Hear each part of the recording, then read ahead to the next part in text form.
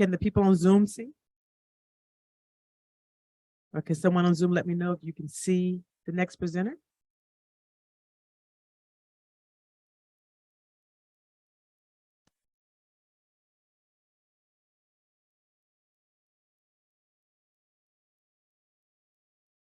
They're saying no.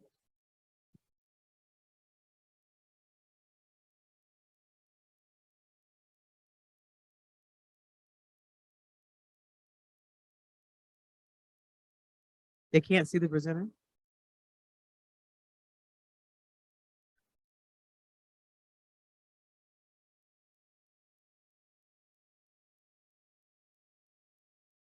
No, we want to see because the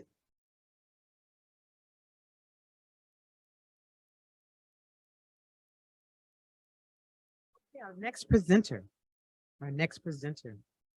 is Lamont Slater.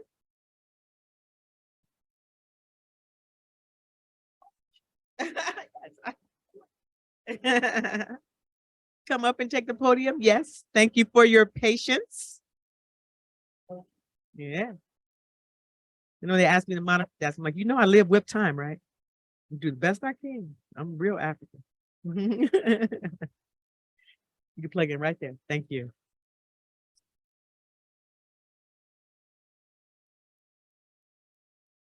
Behind order. So how you hanging out?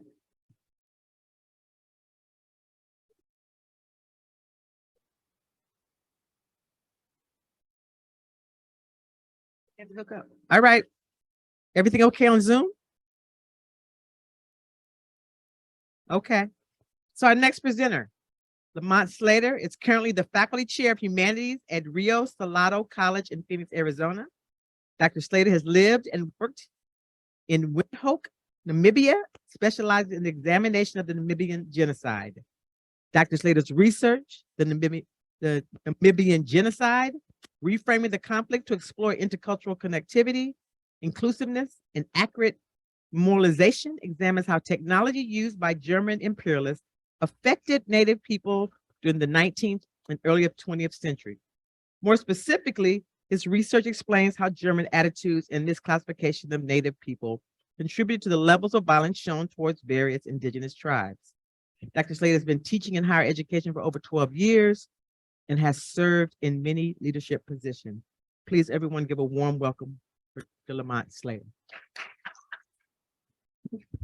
Thank you very much. Thank you. Please get something to eat. While it's good. I know everybody's been patient and everything, so please get something to eat, and I'll just keep it going. So thank you. First of all, I want to thank everybody for your patience and being here. Okay, we got it up there. Here we go. Okay, let me make sure.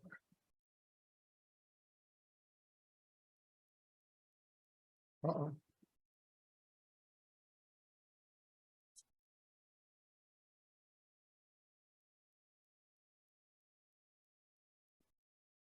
There we go. Okay, good to go. Good to go.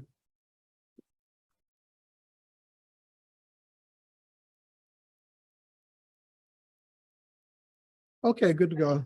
But thank you very much again for having me here, and definitely a big temperature change from Phoenix for sure. Trying to get used to it, but I think I'll be okay up here. One of the things I want to do is, before I get started, just to really acknowledge a lot of people that helped me along the way. Some of those acknowledgements, I want to acknowledge the Namibian archives and Namibian archival staff. Definitely want to shout out Esther Mwenjangwe, who does tireless work on behalf of Namibian genocide and memorialization.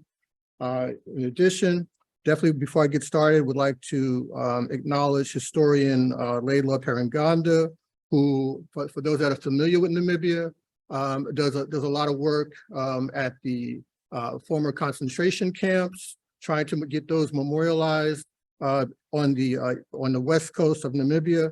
Definitely want to give him a shout.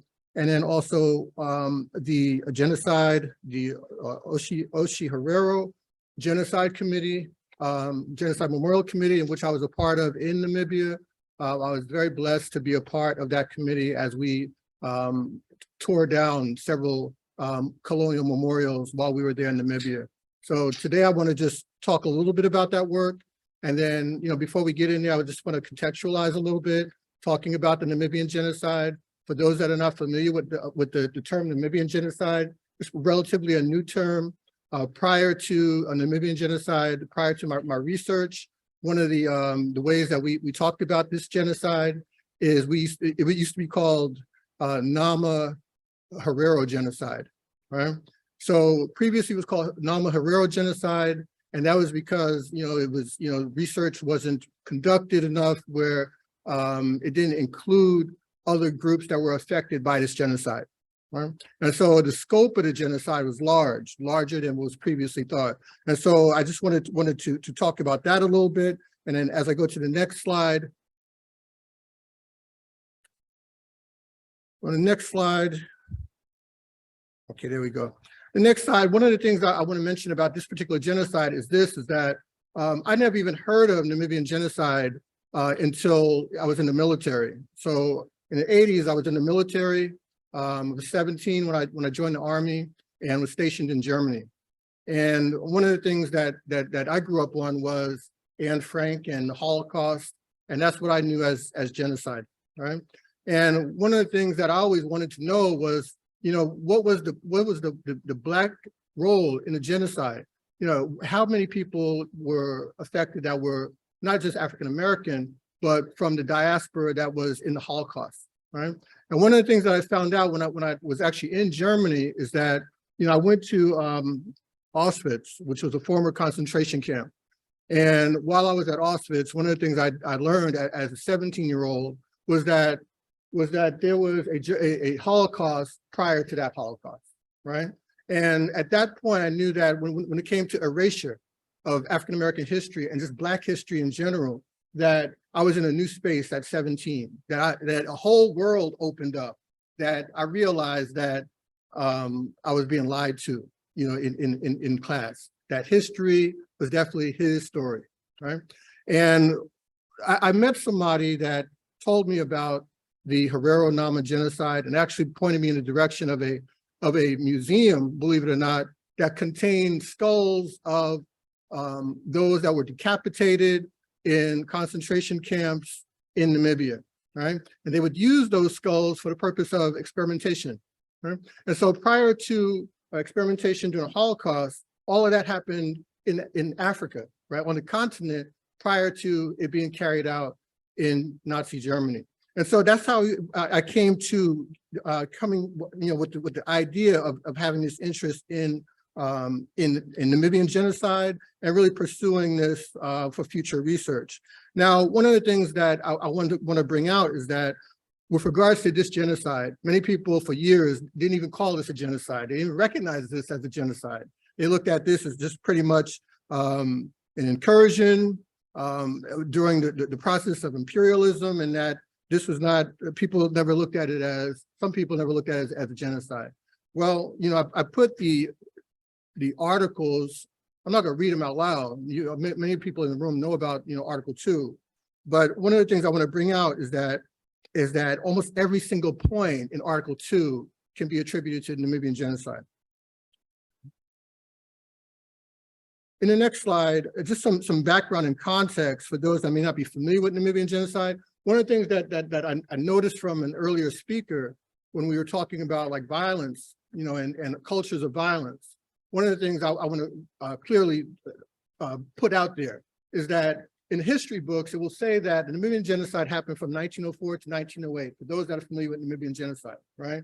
But one of the things that we need to really look at, right, is that, and this is me being on the ground, I lived in Namibia for 5 years. Not to say I'm an expert, but I lived in Namibia for 5 years and got to interview many people that were descendants of the genocide and really brought a lot out.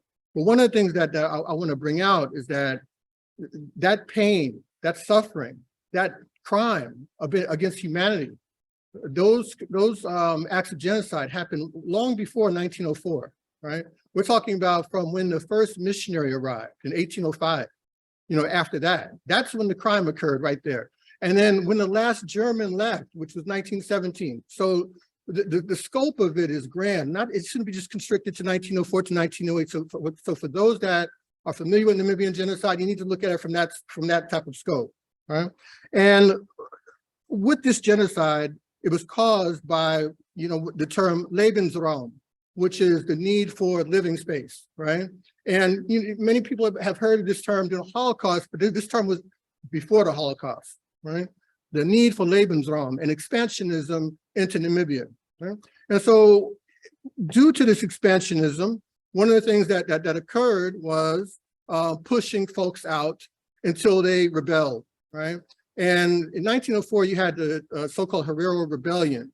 And the term Herero, I want to bring this out too. For those that are familiar with the term Herero, it's a point of controversy from living in Namibia, because if you look at a map, I have a map that I want to share. I'm going to bring the map up in a second, but if you look at the map, you have Damara land and you have Herero land. They're pretty much intertwined. And so when the Germans came, it's stated in it was called the Blue Book, right? They have a lot of quotes from those that participated in the genocide. And during this time period, one of the things that was said was that, it was hard to differentiate one from the other, right? And so while many people call it Herero genocide, I mean, in writing, it states that I couldn't tell the difference between Damara and Herero, right? These are two different ethnic groups in that area. But one of the things I want to really bring up is with regards to memorialization. And this topic is not really to focus on the history of the genocide and to get into like what happened during that time period with the genocide, which during that time, folks was forced out, they were poisoned, they were killed, they were hung, all different types of ways that they were killed, primarily in and then it was put into concentration camps, right? So it was put into 5 different concentration camps, and there's possibly a 6th concentration camp in a town called Aus, which is close to Lüderitz in the southern part of Namibia. And in these places, by the time you got to the concentration camp, most of the men had been killed already. So in this case, men were pretty much killed off, and then the women were doing hard labor. Women were taken advantage of sexually. Women were taking the brunt of this period, during this time period. So I just wanted to really talk about that for those that are not familiar with Namibian genocide. And with regards to the talk is going to be focused on not just memorialization, but false memorialization. Because one of the things I want to make clear is that there's memorials there, but the history that's presented is the history that the Germans wanted the people to believe, right? That's what I wanted to say.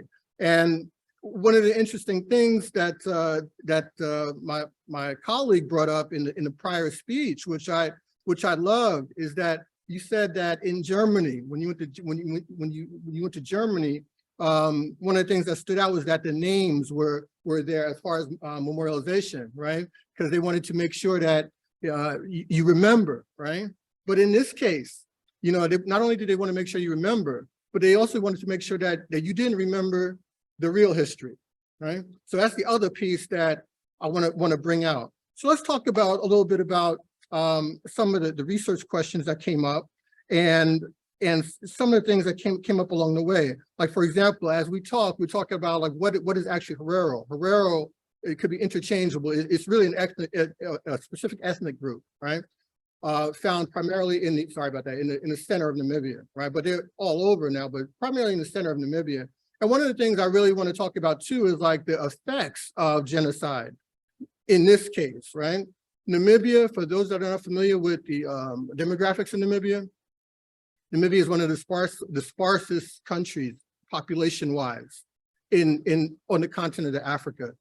And so 2 million people are pretty much scattered throughout the entire country, right?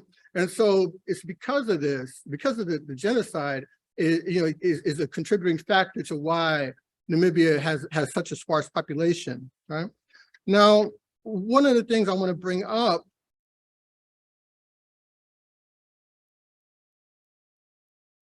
trying to get the slide here, so I can just get right into the memorialization piece.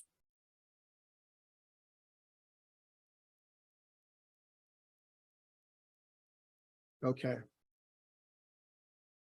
One of the things I want to bring up too is with regards to why people focus on the genocide happening from the time period of 1904 to 1908. There was a leader named Van Trata, right? And he's known for giving the extermination order, right? And the extermination order was given to Herero and Nama people there, right? But by all accounts, from all of the military that was there in written statements, many didn't know one from the other, and many people were killed as a result. In the picture that I put up here, this comes from the Namibian National Archives.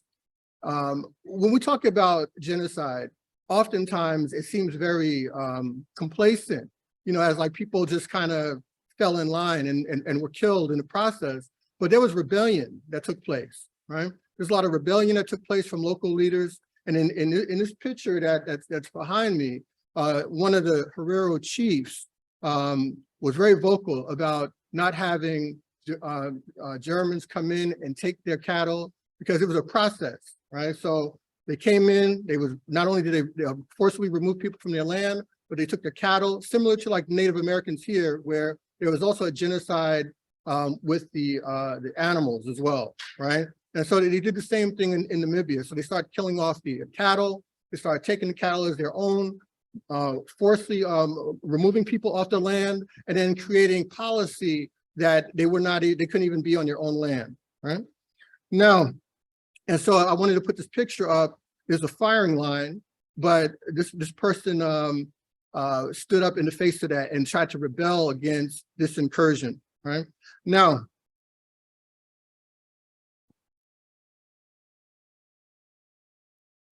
one of the things I want to bring out is that there were many people involved with this. So you had the Damara people, San people were in a genocide, and there's a group called the Ovambo, right? And with the Ovambo people, one of the things that I want to bring out is that the current government. So as we talk about politics, right? How politics comes into play is that Namibia, just to give you a picture, is that Namibia has one of the least populations for any country, right? But in this case, because the Ovambo was pretty much left alone, right? Because the Ovambo was pretty much left alone, this is the group with the biggest population currently. And as a result of that, you know, they pretty much run it all, run the politics, you know, run all of the jobs that are there. And so this is a very powerful group because they were the least affected by the genocide, right? Now, with regards to the memorials that are left behind, I had the good fortune of using some of my research to work with the Ova Herero and Oshi Herero groups and Nama to really focus on like how to turn around the memorials that were left behind, right? How to turn around some of the memorials that were left behind. And I just want to bring this picture right here to you. Okay. Now, this is an implication of like why memorialization is important, right? Behind me is the so-called founder of Windhoek, right? So Windhoek is the capital of Namibia, right? And for years, right, as far as the curriculum, high school curriculum, elementary school curriculum was concerned, this was considered the founder of Windhoek, Kurt van Francois, right? This was by no means the founder of Windhoek, right? And the founder of Windhoek was really a man named Jonker Afrikaner, right? He was an indigenous person. That was the founder of Windhoek, right? This right here was a person that was installed by the German government to kind of, in their words, protect the assets of Germany, right? And so his name was synonymous with founder of Windhoek, to the point that when I was there, when I went to a elementary school, they had songs in the name of Kurt von Francois as the founder of Windhoek, right? This is the devastation that can occur when you have false memorialization, the history is not preserved. And in its place, you have, a misrepresentation of history, right? Recently, this statue has been removed, right? As of 2022, last year, it's been removed. So the work that's going on is good work. And not only has it been removed, but around Namibia, they have so many statues of men on horses, right? So, the men on a horse represents imperialism, represents colonialism, it represents all of that oppression. And so there's been a movement to remove this image. One of the images that I have on you is on the screen is another image that I got from the archives, showing the horse actually being imported into Namibia, right?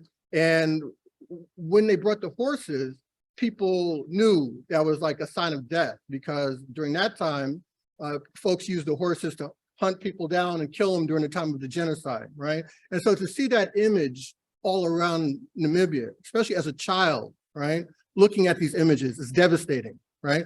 And so to remove it, I think it's a step in the right direction. So good work going on in Namibia right now.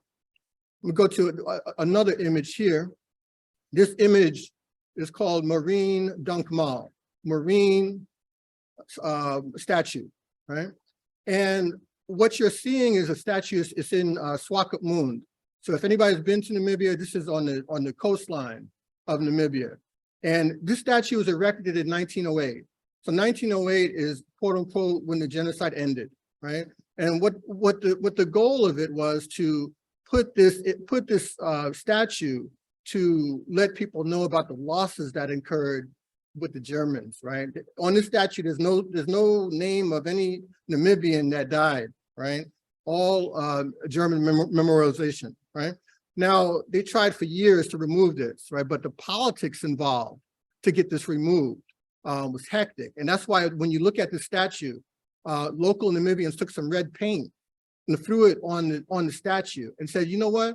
Since you're not going to remove it, I'm going to put the red paint on here as a sign that this is for the blood of the Namibians that were killed during this time period, right? And so that red paint is still there, right? As another piece to this memorial, since the government will not remove it. Now, what you're looking at here is, the missionaries that came in 1805. Many missionaries were assigned to Namibia.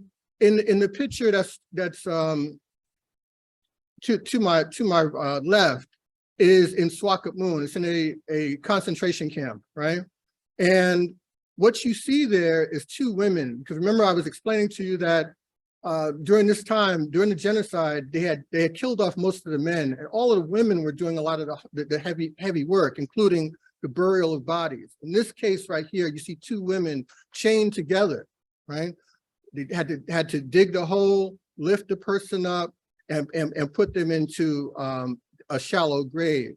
Now, behind in the background, you see somebody on a horse again, right? And that person on a horse is a missionary, right? And so the missionary is part and parcel of the problem, right? Part and parcel of the whole problem here. So you have the missionary, and then you have the military connected to each other, right? That's how it was back then. So now, in that picture right there, is this in the current time, right? So this plaque had been in place for 20 years, right? This plaque had been in place for 20 years, and if you look at the writing on the plaque, so in the background are those shallow graves where that woman had buried that person, right? So this was a grave site of a concentration camp in Namibia. And one of the issues with this memorial, it takes no responsibility, right? So on the memorial, it says that the Herero, Nama, they died by what? Unknown circumstances, right? So no responsibility to what happened here. Right? And so one of the things that we did as a committee when I lived in Namibia was take aim at this sign right here, to take aim at this plaque, right? Because this was historically incorrect. And one of the things that my research had brought out is that I examined every single person that was buried in this graveyard, right? Their nationality, their background, what they did as far as work. And then we came up with how this should be memorialized, right? Based on witness testimony and everything. And this is the new one right here. Now, the new plaque represents what really happened, right? That at this place, people starved to death, people were raped, people died a horrific death, you know, at the hands of their oppressor, right?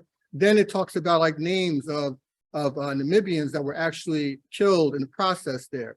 So this would be a more adequate memorialization. Now, if you look at the whole process, what's really interesting with this one is that there was a lot of controversy even with this right here, because with my research, one of the things that it exposed is that the prior plaque had said that here lies Nama and Herero people. But what's really interesting is that when you look at who's actually buried there, it's more Damara people than Nama, right? So the Damara was highly affected by the genocide. And the sad part about it for me, from an outsider, right? This is me, not a Namibian citizen, is that this is where politics came into play. And so when it came to renaming it, right? One of my recommendations was that we talk about having it inclusive, like the Damara was also affected by the genocide, and they chose not to do it. Why? Because I was working with the Herero Nama committee, right? And they said that they have to fight for their own, you know, they're on their own with that, right? And it had implications of reparations, right? So we're not going to talk about another group because we're trying to get reparations from Germany. And by the way, for those that are familiar with reparations towards this event, you may know that some form of reparations was given from the German government, right? In the form of 1 billion Namibian dollars, right? But the problem here is where it gets real, where memorialization, genocide gets real complicated, is that even though that it was given that, right? We have to remember who's in power, right? The people in power are the ones that were least affected by the genocide. And so do you think that the people that were affected by the genocide got any of that money? No, right? And that's the issue right there with regards to the politics involved with memorialization. Right here is called Shark Island. This is another concentration camp as far as like how things are being memorialized and how to correct memorialization to adequately support heroes and heroines of this event. The picture on your far left is quote unquote Shark Island. The reason why it was called Shark Island from the locals is that he said that during this time period is that when people died, right? This is a majority women that were at this concentration camp. When people died, because the water is right there, that they was just pushed into the water for the shark. That's why it's called Shark Island, right? Now, some people would dispute that. Some people would say, well, no, the island is shaped as a shark. So it depends on like who you're talking to. If you're talking to from a German descendant, they'll say that, right? But if you're talking to those that have oral history passed down, they'll say the other piece, right? In the middle, you have Captain Hendrik in the middle. He was a Nama captain during the genocide, right? He's a highly regarded figure during that time period. And one of the things I want to bring out to you, like right here, the memorial at this place, Shark Island. Again, Shark Island is very similar to Auschwitz, right? It's like a holy ground. You know, it's a place that shouldn't be disturbed. It's a place that should be memorialized in the same respect as Auschwitz, right? But on this memorial, what's really interesting is that what it says is that it gives no indication of him dying, number one, at this place. It has some information that unless you're a scholar, right? Because it talks about women and children that were on the island. Unless you're a scholar and know exactly what that means, you'll have no idea what this is, right? And so the memorial is so far off base that you don't even know that you're on a place that a genocide took place. Here's the current picture of this place. I got a current picture on one side, and then a picture of the camp when during the genocide, right? Almost the same exact location, right? On the other side, you won't even tell what it is, right? Because now it's a resort, right? It's a resort. It's under what's called the Namibian Wildlife Association, and so this again is where politics come into play. When I was there, we tried to champion against having them on the website explain to people that this is a former concentration camp. We advocated that we need to put plaques out on this territory to talk about what happened here, which they will not, right? Because they're profiting from it. Now,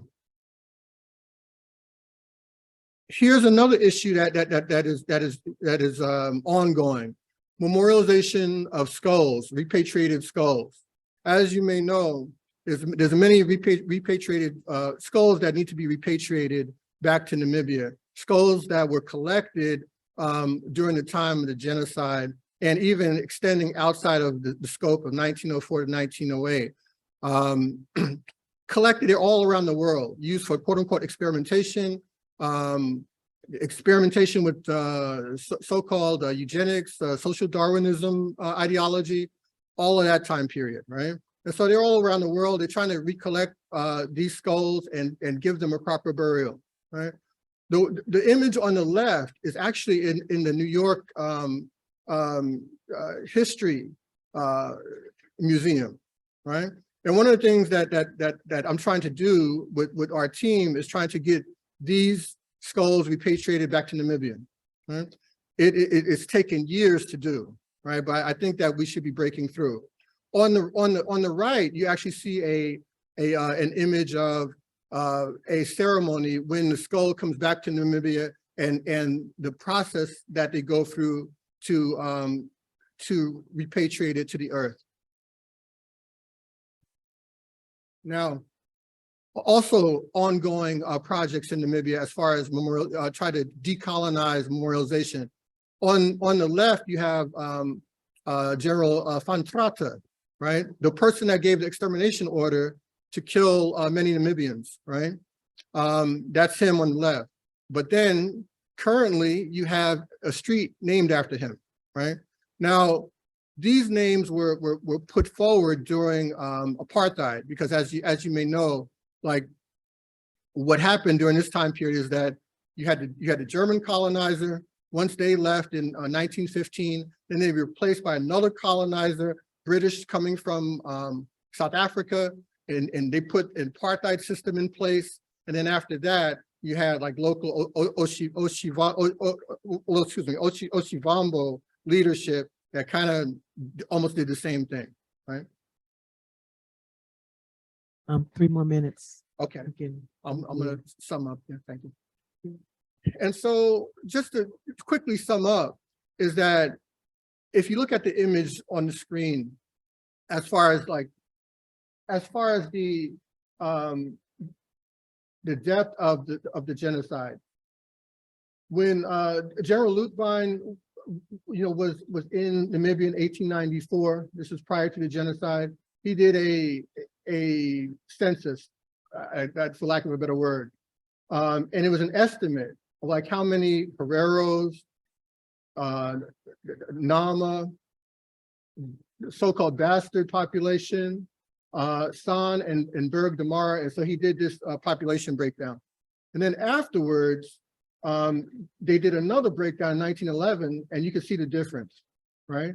You can see the difference. And one of the things I wanted to illustrate in this graphic is that if you look at Berg de Mara, they get no recognition during the that they was even in the genocide, yet their losses were over 40,000, right? Now,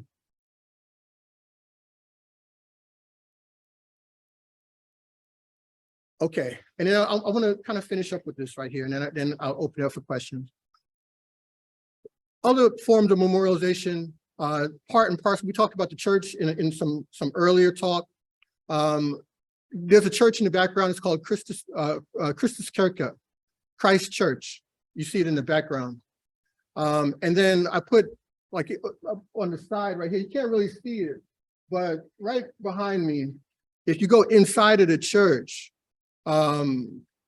there's names that of all of the Germans that lost their lives inside of the church, right? Now, if you also go into this church, for those that have been in this church before, you walk in and there's like a cage right here. You know, it's like some type of cage, right? And through the cage, there's a picture of who actually built the church. But the church doesn't want you to know it, right? But the church was built by enslaved labor, right? But there's a picture behind this caged enclosure, right? That they don't want people to see it, right? But what they want you to know is this is the German loss of life. This was so-called German built, blah, blah, blah. When I asked the ministry there, who built this church, right? Oh, it was German built. Okay, fine. One of the things I did was I went to the Namibian archives, because as we're trying to really rebuild and deconstruct colonial memorialization, we have to have our stuff together, right? And so if you look at this picture right here, on your left, you have the groundbreaking. In the background, you see what's called Alta Festa, the old fort, right? And then right here, what you don't see in this picture, right, is this, because this is a concentration camp that's actually, you know, in the background of that groundbreaking, right, at the church. And the people that were used for forced labor came from that camp, right? And this is one of the only pictures that exist that show indigenous forced labor as part of this church, the building of this church. And so what we're trying to do now is really trying to get this memorialized in a proper way. And as I close up right here, one of the things I want to explain is that there's a lot of work to do when it comes to decolonization. It's a heavy lift, right? But it's a lift that we need to take, because when you go into the schools there, when I was there, my wife actually opened a school in Namibia. And one of the reasons why she wanted to open up the school is to also deconstruct years of, and try to undo what has already been done through some of these memorials, right? And so I'll go ahead and end it right there. Memorialization needs to happen. It has devastating effects. I've seen it on the ground, but at the same time, there's people there doing the good work to deconstruct colonial memorialization. Thank you very much. Wow. Wow, what an amazing presentation. Thank you so much for this important work. Dr. Slater, can we open up for a few minutes for a few questions? For sure. No questions online? Okay. Start here, then go here.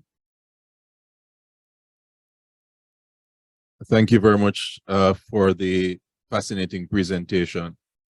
One of the things that is often not properly stressed, and I'm glad that you stressed it, was that the methods of genocide that were exacted on the Jewish and Eastern and other people in the Holocaust was actually practiced on the Namibian people. And I think it's important to understand the complicity of perpetrator countries and regimes, both individually in terms of the ones they've committed as well as collectively, right?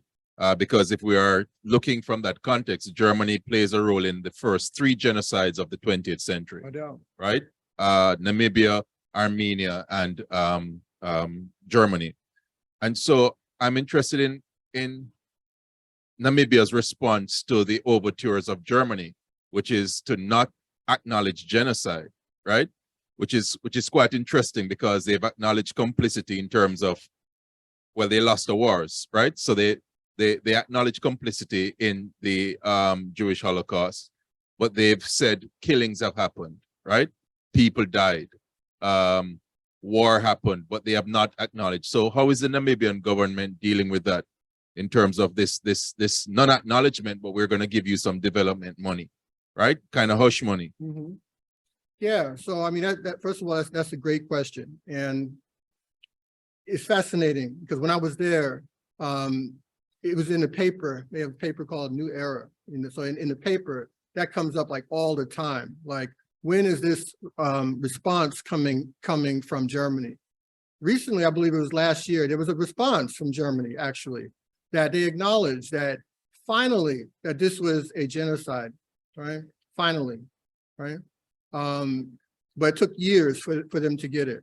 And as a result of them getting this response, many people from the Herero and Nama communities actually thought that finally we can get some reparations as a result of this acknowledgement, right?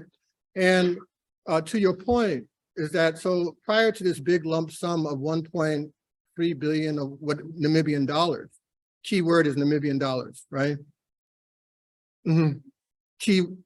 Key word, right?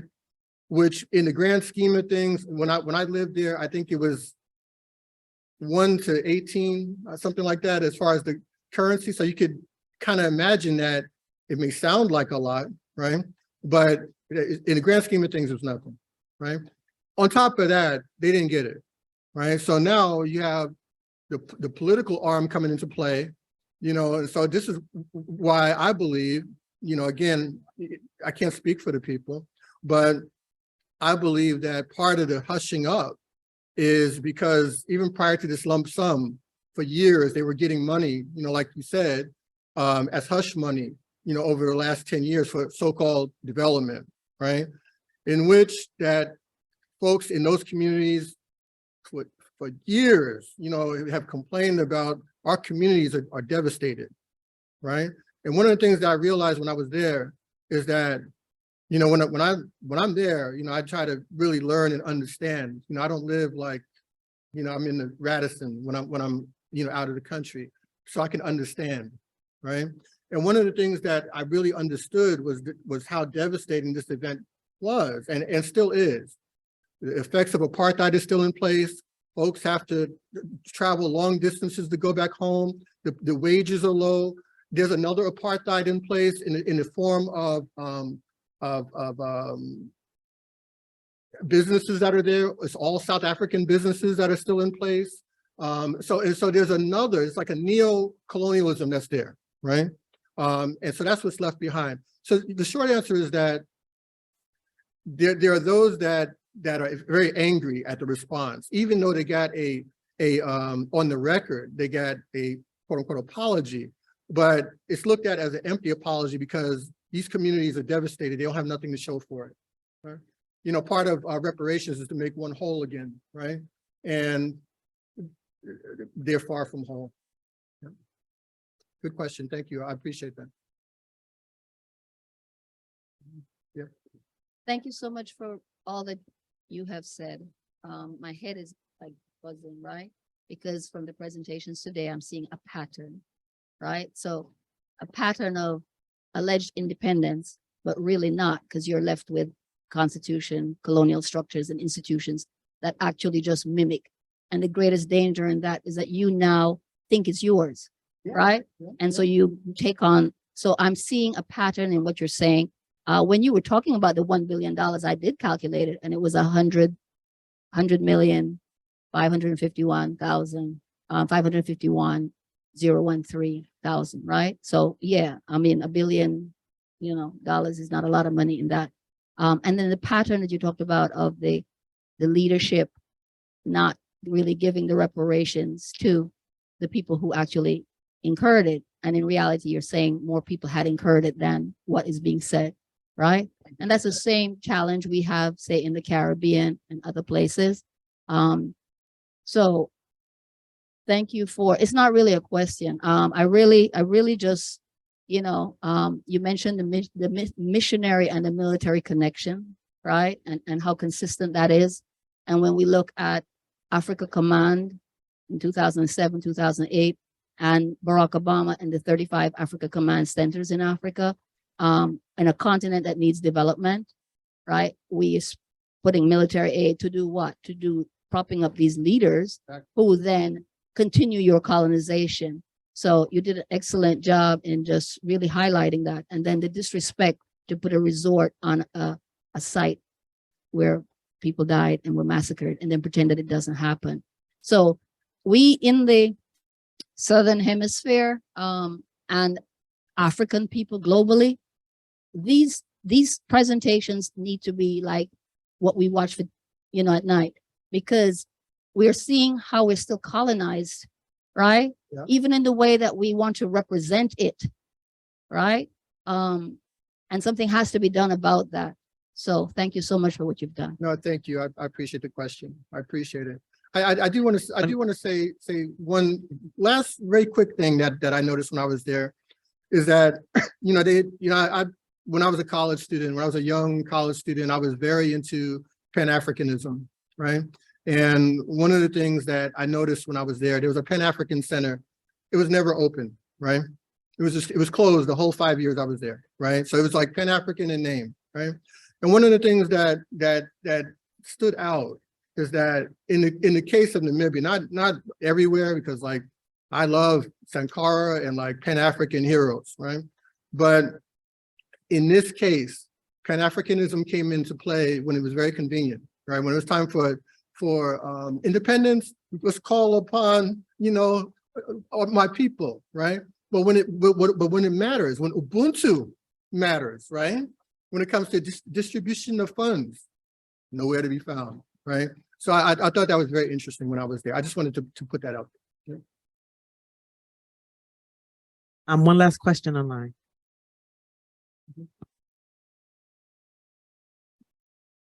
Our last question here is, what are some of the biggest political obstacles affecting the removal of these colonial statues? Yeah, I think one of the biggest political obstacles would be who's in power, right? And so part of the problem in Namibia is that they're led by SWAPO. So SWAPO is the Oshivambo pretty much led military arm that came out, and now they are the ones in charge, right? And so when you have structures that are in place that don't affect this leadership, Oshivambo leadership, I mean, it literally gets pushed to the wayside, and it's not taken seriously. Why am I saying this? Is because if you look at, I put on another, I kind of skipped through some of them because I wanted to be courteous of your time, is that there's 5 concentration camps around. Most of them are not in, all of them are not in anywhere that's Oshivambo, right? And so because there's no political connection to it, when it comes to like distribution of funds, they're not getting it, right? And so that's one of the problems. And so that's the problem. So the solution, right? Now they have a quote unquote democratic government, but the solution would be to shift from SWAPO to a more inclusive political group that will, you know, distribute these funds. This is me in my fantasy world. Thank you so much for your thank you so much. Give him a hand. And so next, we're going to have an introduction by our own Janine. Dr. Ntergeza.